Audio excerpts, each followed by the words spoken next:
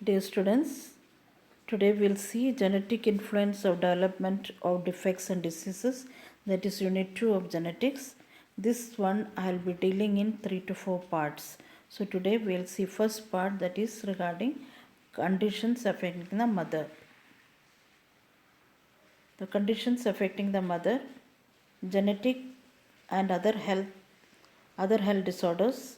Second is maternal infections, congenital atopy, medications, drugs, chemicals, and radiation exposure, prenatal diet and food allergies, and maternal age. These are all the conditions which are affecting the mother, and we'll be seeing one by one. Genetics and other maternal disorders, genetic disorders. First is chromosomal anomaly. Chromosomal anomaly, as we have seen, that there are 23 pairs of chromosomes in each human being, and out of this 22 are somatic and one is reproductive. So trisomy 21. What is trisomy 21? Among the 23 pairs, in the 21st pair, there will be 3 chromosomes. It will be either 3x or 2x and y. That will be in the 21st pair. Trisomy 13 is that extra chromosome will be in 13th pair. 18 is it will be in the 18th pair of chromosome. Then sex chromosomal anomaly, like sex chromosomal anomaly in this Turner syndrome. That is either it should be XX or it should be XY. So in this case, that is only one X is there. One X or Y is absent. It is X0. That is Turner syndrome. Then Klinefelter syndrome. That is XXY. Will be three. The 3 chromosomes will be there. Then next is Mendelian inheritance. Mendelian is either autosomal dominant character or autosomal recessive.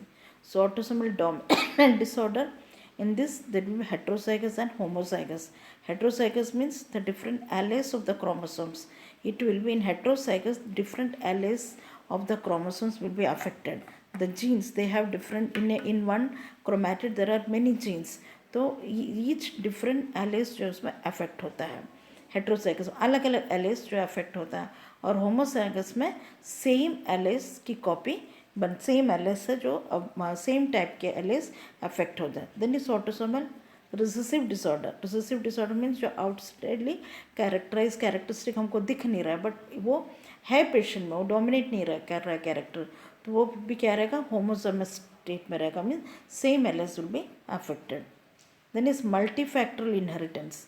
In multifactorial inheritance, the mainly it will be in the mitochondrial, any problem in the mitochondria that is outside the nucleus. In the mitochondria, that will be inherited from the mother.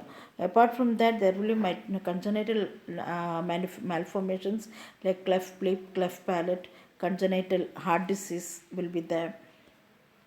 Then other conditions affecting during pregnancy, diabetes mellitus. If the mother is diabetic mellitus is usually a metabolic disorder, and it can lead to maternal and fetal complications, like there can be abortion can happen, preterm labor, infection can happen because our immunity is very low. So उन लोग क्या है कि infection जल्दी catch कर दें. Diabetic retinopathy will be there, eyes उनके affect होते हैं.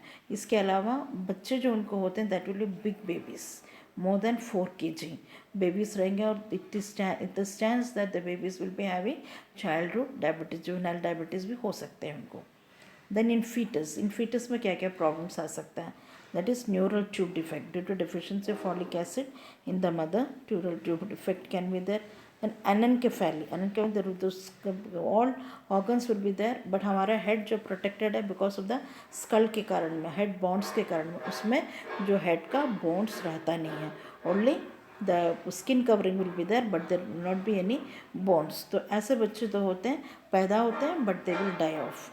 Then microcephaly, सर छोटा रहता है, this microcephaly. Then heart diseases, kidney malformation, duodenal atresia, duodena सुकड़ा हुआ रहेगा, और that is duodenal atresia. Then epilepsy in pregnancy, बहुतों के कन्वर्शंस आते हैं प्रेगनेंसी में, उससे क्या होगा, ग्रोथ रिटार्डेशन, बच्चों की ग्रोथ छोटी रहेगी. ओलिगोहाइड्रामिनियोस मीन्स अम्नियोटिक फ्लूइड कम रहेगा या नहीं रहेगा. तो तो उससे क्या होगा, बच्चा में एमनियोटिक बर्न्स होंगे, क्योंकि बहुत कॉन्सेंट्रेटेड रहेगा, जितना परसेंट है उनको मूव होने कुछ है नहीं, क्योंकि वो क्या फ्लोट करते हैं, मदर्स यूट्रस में वो फ्लोट करते हैं।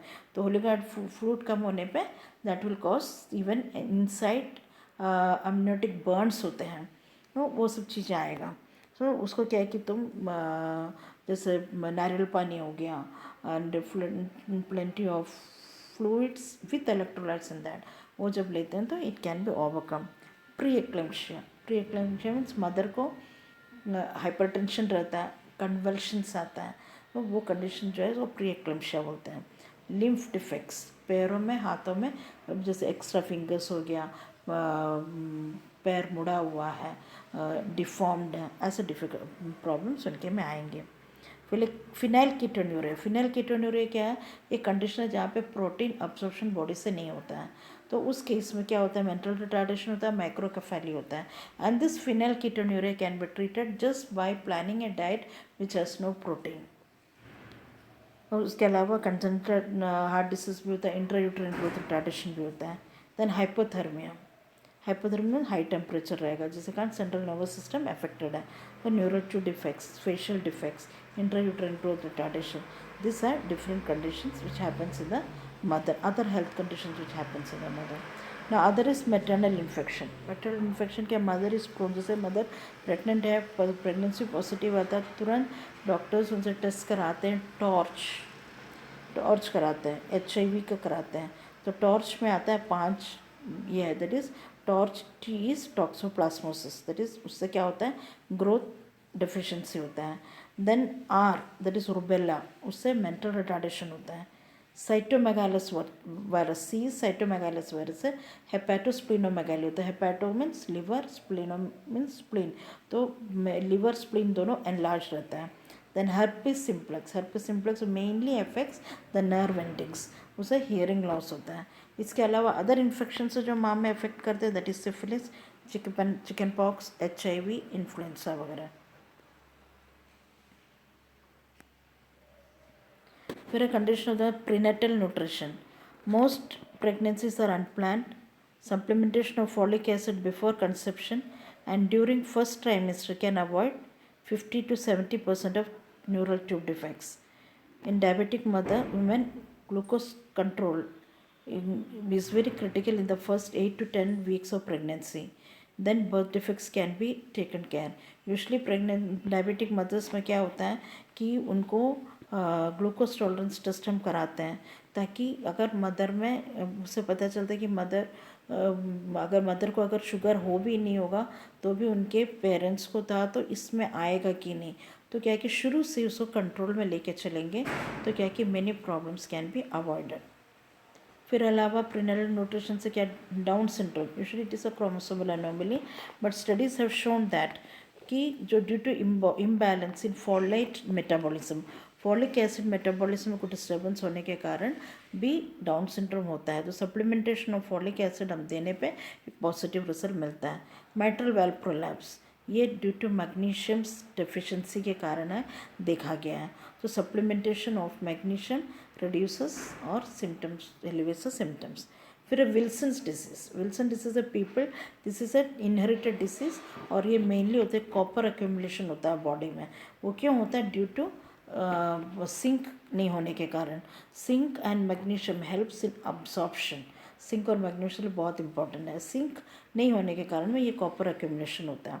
तो ये करेक्ट कैसे कर सकते हैं, बाय सप्लीमेंटेशन ऑफ सिंक, जैसे कॉपर लेवल ऑटोमेटिकली डाउन होता है and the disease can be treated. फिर ब्लू स्क्लेरा, ये कनेक्टिव टिश्यू डिसऑर्डर, ये मेनली होता है due to iron deficiency. For a cleft palate and spina bifida, this occurs mainly due to the deficiency of multivitamins and folic acid. For a cerebral palsy, ये occurs due to deficiency of magnesium. तो हम देखें कि कैसे trace elements का role है diet of the mother में, जिससे कि हम बहुत सारे प्रॉब्लम्स को सॉल्व कर सकते हैं। फिर एक माँ को क्या क्या डाइट में लेना चाहिए, कैसे डाइट में, pregnant mother should take 5 portions of fruit and vegetables and consumption of daily products to raise vitamins, iron and calcium, कि मेनली ट्रेस एलिमेंट्स विटामिन्स तुमको वेजिटेबल्स और फ्रूट्स में मिलता है। एंटीऑक्सीडेंट्स भरा रहता है उसमें, तो इस कारण क्या है कि दिस शुड बी एंटीऑक्सीडेंट्स क्या है वो चीज़ है जो हमारे अंदर से टॉक्सिन्स को रिमूव करता है। तो एंटीऑक्सीडेंट्स शुड बी लाइक जो ऑरेंज फ्रूट्स और सिट्रस फ्रूट्स, मेनली पीले कलर के जो फ्रूट्स है इस सब में बहुत रहता है एंटीऑक्सीडेंट्स, वो हमको लेना है। Intake of trace elements, magnesium, zinc, vitamin D, calcium, ये सब का इंटेक बहुत अच्छे से होना चाहिए, नहीं है तो सप्लीमेंटेशन देना है। Women should avoid uncooked meat, fish and eggs. Uncooked बिना पकाए वाला कोई भी खाना नहीं खाना चाहिए। जो सलाड्स वगैरह दूसरी बात है, फ्रूट्स दूसरी बात है, लेकिन स्पेशली नॉन वेज वगैरह बिना अच्छे से कुक किए, क्योंकि उनके अंदर भी बहुत पैरासाइट्स होते हैं और ये पैरासाइट्स क्या हाई टेम्परेचर में कुक होते टाइम वो किल हो जाता है। तो इसलिए क्या है कि बिना कुक किए नहीं लेना है।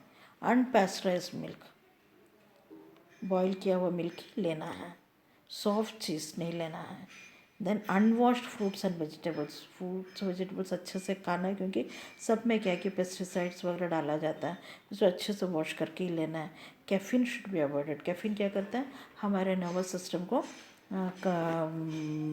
डिप्रेस करता है, इसलिए कैफीन को अवॉइड करना है। Vitamin D deficiency, daily morning walk होना चाहिए, क्योंकि मॉर्निंग का जो ऑरेंज कलर जो सनलाइट होता है उसमें भर के कैल्शियम विटामिन डी होता है।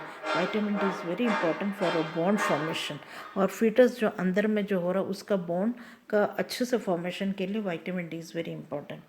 और विटामिन डी थ्रू कैल्शियम मिलता है। Vitamin A, embryogenesis and growth, embryogenesis embryo का ग्रोथ उसके लिए, और पूरा एम्ब्रोजेनेसिस पूरे पार्ट्स जो फॉर्म हो रहा है, हमारे बॉडी के पूरे पार्ट्स फॉर्म हो रहा है, लंग्स हो गया, हैंड्स हो गया, लिवर हो गया, स्प्लीन हो गया, पैनक्रियास हो गया, सब चीज़ जो फॉर्म है ना उसको एम्ब्रोजेनेसिस बोलते हैं, और ग्रोथ के लिए बहुत इंपॉर्टेंट है। फिर next is food allergy. Food allergy बहुतों को क्या है कि बहुत कई फूड से एलर्जीज होता है। ये एलर्जी क्या कॉज करता है, इम्यूनोलॉजिकली मेडिकेटेड रिएक्शन कॉज करता है। तो फूड एलर्जीज को इससे क्या होता है कि angioedema mean fluid collection whole body, तुम्हारा पफी आईलिड्स रहेगा, हाथों में स्वेलिंग रहेगा, फेस पफी रहेगा, वो सब जो चीज़ें एंजियोएडिमा, ईचिंग रहेगा, नोशिया रहेगा, वोमिटिंग रहेगा, डायरिया, स्टमक क्रैम्प्स, ये सब चीज़ रहेगा। This also can lead to anaphylactic shock. Anaphylactic shock is a fatal condition.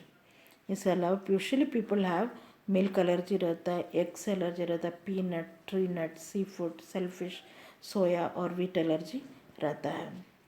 फिर conditions of mother, maternal age, increasing age of mother can lead to risk like miscarriage। Mother का as ज़्यादा होना, miscarriage का chances रहता है, congenital abnormality का chances रहता है, इनफर्टिलिटी बहुत हाई रहता है, क्योंकि जैसे जैसे एज बढ़ता जाता है ओवम का भी प्रोडक्शन, हेल्थी ओवम का प्रोडक्शन कम होता है, तो इसलिए क्या है कि इनफर्टिलिटी जेंट्स में भी स्पर्म के काउंट्स भी कम होती है और अच्छा वाइबल स्पर्म्स नहीं होते, इसलिए age is another important factor. Fibroids, hypertension, labour problems, labour में भी प्रॉब्लम्स, इनको नॉर्मल डिलीवरी नहीं हो पाता है।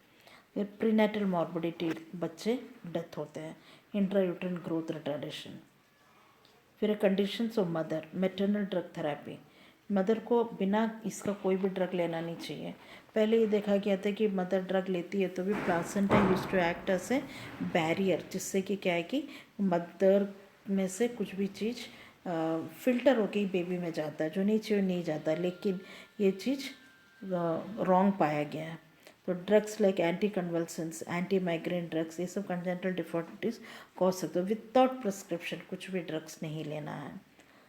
फिर इम्यूनाइजेशन अवॉइड करना है, टेटनस लेते हैं उसके अलावा कुछ भी अवॉइड करना है until unless prescription by the physician. फिर है substance abuse drugs, alcohol, tobacco smoking, marijuana, cocaine, opiates, heroin, ये सब को क्या है कि कंजप्शन नहीं होना चाहिए।